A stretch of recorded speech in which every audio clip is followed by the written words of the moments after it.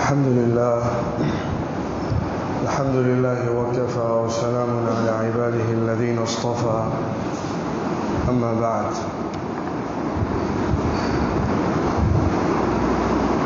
محترم حضرات، دینی اور ایمانی بھائیوں، رمضان المبارک کی ان مبارک ساعتوں میں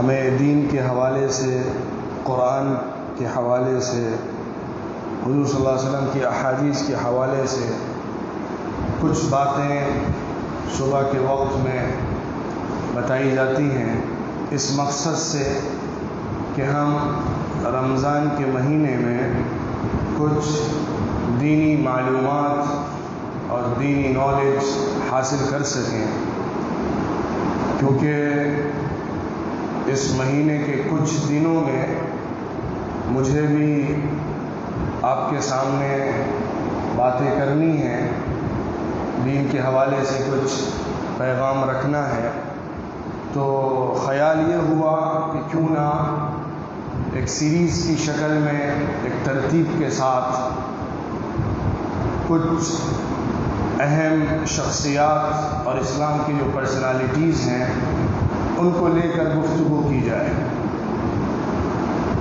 تو خلافت راشدہ حضور اکرم صلی اللہ علیہ وسلم کے بعد جو حضور صلی اللہ علیہ وسلم کے نظام کو، مشن کو، اسٹیٹ کو سنبھالنے والے تھے، اس کا جو طریقہ کار تھا اس کو سامنے رکھتے ہوئے، اور وہ اصل میں حضور صلی اللہ علیہ وسلم کے ذریعے لائے ہوئے دین کا امتداد تھا۔ حضور صلی اللہ علیہ وسلم نے جو نظام مدینہ منورہ میں قائم فرمایا تھا، اسی کا آگے سلسلہ چلا تھا جو 4 خلفاء کے ذریعے سے مکمل کیا گیا، جن کو خلفاء راشدین کہا جاتا ہے۔ خلفاء راشدین جو 4 خلیفہ ہیں، حضرت ابوبکر صدیق، عمر فاروق، عثمان غنی، علی حیدر کرار رضوان اللہ علیہم اجمعین، ان کے بارے میں کچھ بنیادی باتیں آپ سے عرض کرنے کی کوشش ہے۔ دیکھیے، یہ ایسی پرسنالٹیز ہیں کہ ان میں سے ایک کی اگر صرف صفات بیان کی جائیں، کوالٹیز بیان کی جائیں، ایٹریبیوٹس بیان کیے جائیں تو 10 گھنٹے ناکافی ہیں، چاہے جائے کہ 10 منٹ کے اندر اس کو بیان کر دیا جائے۔ اس لیے اوور آل جو ان کی امیج ہے، ان کی جو بیسک کوالٹی ہے، اس کو سامنے رکھتے ہوئے میں کچھ باتیں عرض کروں گا۔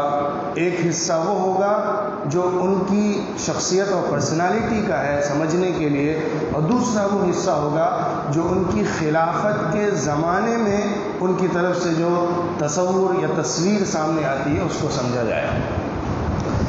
سب سے پہلے خلیفہ حضرت ابوبکر صدیق رضی اللہ عنہ، جو کہ حضور اکرم صلی اللہ علیہ وسلم سے 2-2.5 سال تقریباً عمر میں چھوٹے تھے، حضور کے بہت قریبی دوست، کلوز فرینڈ تھے، اسلام سے پہلے بھی، نبوت سے پہلے بھی حضور صلی اللہ علیہ وسلم کے بالکل قریب اور ساتھ رہنے والے تھے۔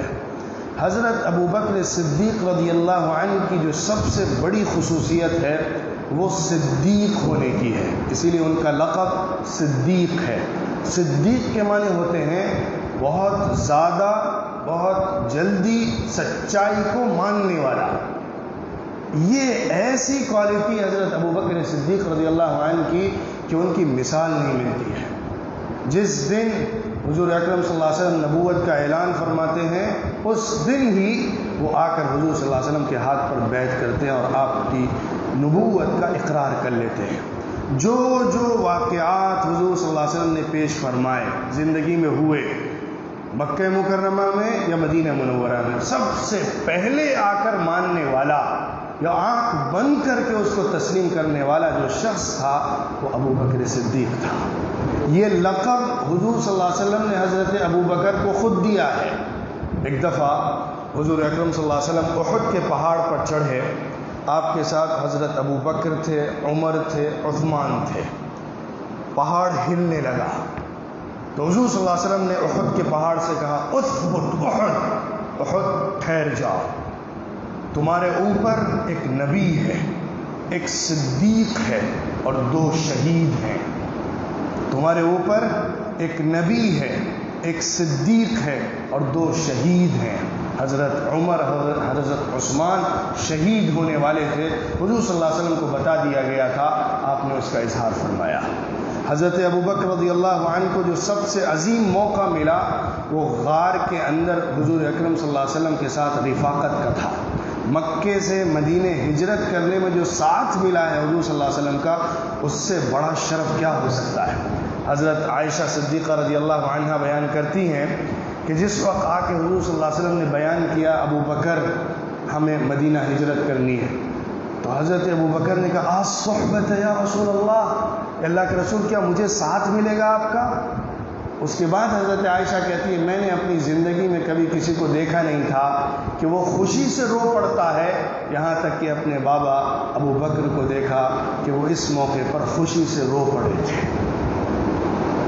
حضرت عمر رضی اللہ عنہ کہتے تھے اگر ابوبکر میری پوری زندگی کی عبادت لے لیں اور مجھے ہجرت والا سفر صرف دے دیں تو میں سودا کرنے کو تیار ہوں۔ حضرت ابوبکر صدیق رضی اللہ عنہ کی جو نصرت ہے، مدد ہے، ہیلپ ہے، حضور صلی اللہ علیہ وسلم کو سپورٹ ہے، وہ حضور صلی اللہ علیہ وسلم کو کسی اور سے نہیں ملا ہے اتنا زیادہ۔ اسی لیے حضور صلی اللہ علیہ وسلم نے ایک عظیم حدیث میں حضرت ابوبکر رضی اللہ عنہ کے مقام کو بیان کرتے ہوئے فرمایا تھا کہ جن لوگوں نے سب سے زیادہ اپنے ساتھ سپورٹ اور اپنے مال کے ذریعے میری مدد کی ہے، مجھ پر احسان کیا ہے، ان میں ابوبکر ہے۔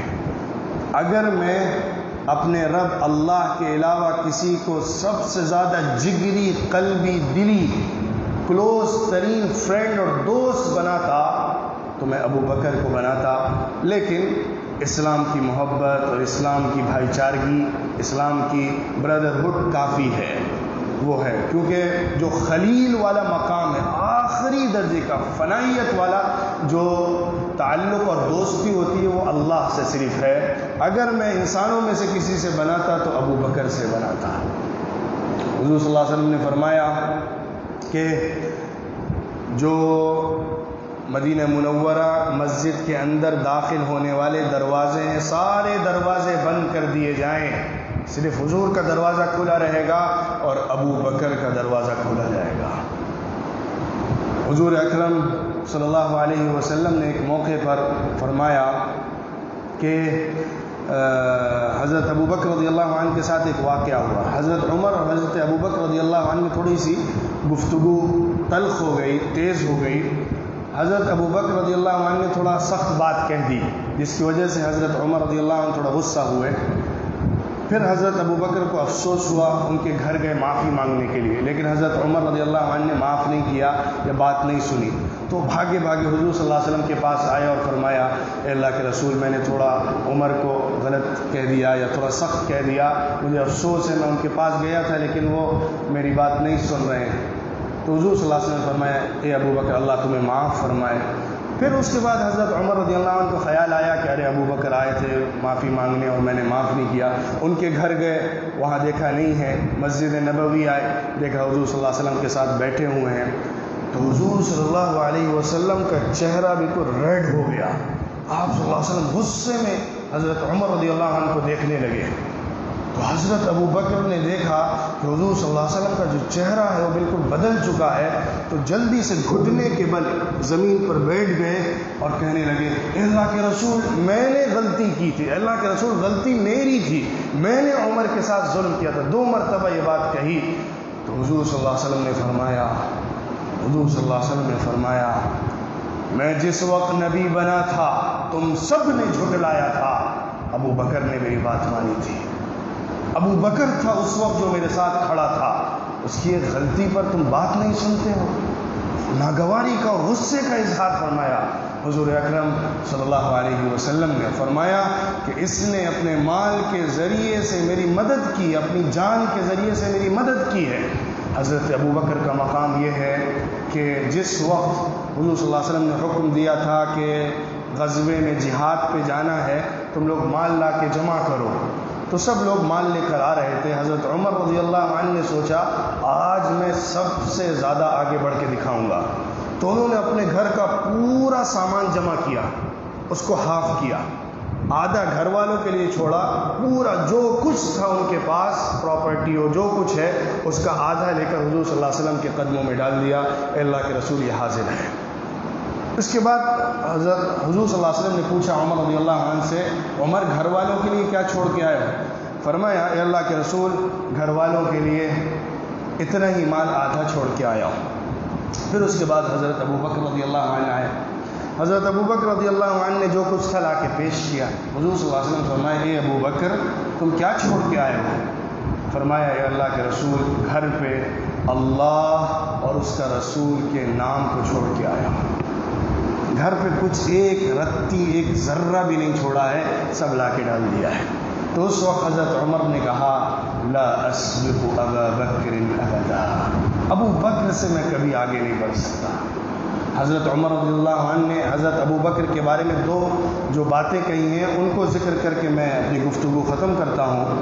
ایک بات حضرت عمر رضی اللہ عنہ نے فرمائی کہ ابو بکر جو ہیں وہ ہم میں سب سے زیادہ حضور صلی اللہ علیہ وسلم کے چہیتے, حضور صلی اللہ علیہ وسلم سے محبت کرنے والے اور حضور کے محبوب ہیں, بلوڈ ہیں, اور ہم میں سب سے افضل ہیں اور ہم سب کے سردار ہیں.